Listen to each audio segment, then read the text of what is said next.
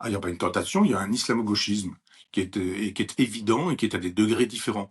Entre l'islamo-gauchisme avéré, de la France insoumise, qui est dans une logique de compagnonnage, à l'endroit du Hamas et puis, les journalistes du service public qu'on entend aujourd'hui faire des reportages qui sont extrêmement, orientés, qui sont moins ouvertement, anti-sionistes, disons-le comme ça, ou anti-Israël, qui sont franchement pro-palestiniens, mais, pour le combat que mènerait la Palestine pour son autonomie et son indépendance.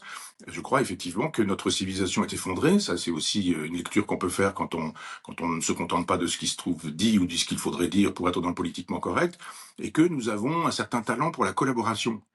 Je suis d'ailleurs en train de relire des gens que j'avais lus il y a très longtemps pour essayer de répondre à une question que je me posais quand j'avais une vingtaine d'années. Moi, je suis natif d'un petit village de Normandie qui a été ravagé par deux collaborateurs et qui ont fait le jeu des nazis et qui ont rendu possible des envois de résistants ou d'opposants, soit dans les camps de concentration, soit dans les camps de prisonniers.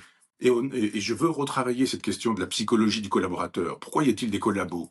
Pourquoi y a-t-il des gens qui estiment qu'il faut être du côté des gens du Hamas en disant que c'est tout à fait défendable aujourd'hui on connaît l'histoire, je ne vais pas revenir là-dessus, mais enfin de violer, de piller, de massacrer, d'éventrer, de brûler des enfants, de les décapiter ou de les massacrer à la binette, cette espèce d'instrument là qu'utilisent les paysans. J'ai vu cette image, on m'a envoyé des images en partie du massacre.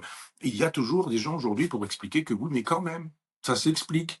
Si les Israéliens n'étaient pas aussi méchants, soutenus par les Américains qui sont aussi méchants, ces choses-là ne seraient pas arrivées. C'est juste une espèce d'autodéfense. Tous ces gens-là nous disent, mais c'est pas bien l'autodéfense. Sauf quand il s'agit de justifier la vengeance prétendue des Palestiniens. Donc, je crois vraiment, enfin, tout ça est à mettre ensemble, une guerre de civilisation avec une civilisation qui s'effondre. C'est-à-dire que les parties prenantes ne sont pas à égalité. Et l'islam est en pleine forme, d'un point de vue planétaire. Le judéo-christianisme n'est pas en forme. Il est même plutôt dégradé. Je pense que la pointe éclairée du judéo-christianisme, c'est le judaïsme, c'est Israël.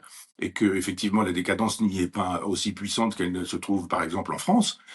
Parce qu'en France, franchement, on a d'abord un président de la République qui soutient tout ça, en laissant faire, et en disant tout et n'importe quoi, tout et le contraire de tout. Mais il y a aujourd'hui une espèce d'antisémitisme qui remonte à la surface. Alors, ce qui me réjouit aussi, c'est qu'il y a un philosémitisme qui remonte à la surface. Et ça, c'est quand même plutôt réjouissant.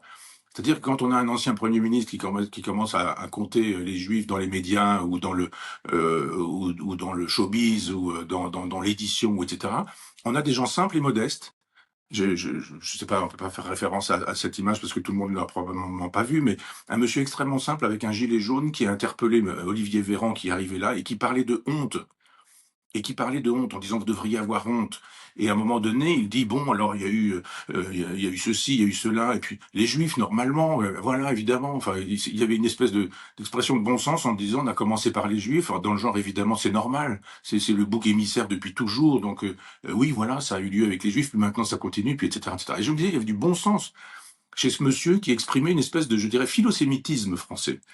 Je crois que l'antisémitisme est une affaire d'intellectuels, beaucoup en France, de construction intellectuelle et cérébrale. Les électeurs de Mélenchon, les socialistes, quoi qu'ils disent, parce que globalement, ils sont derrière tout ça, les communistes qui s'en sortent bien avec Roussel, parce que Roussel, il parle de fromage, de camembert et de viande grillée, mais en même temps, ils sont quand même très antisionistes depuis très longtemps.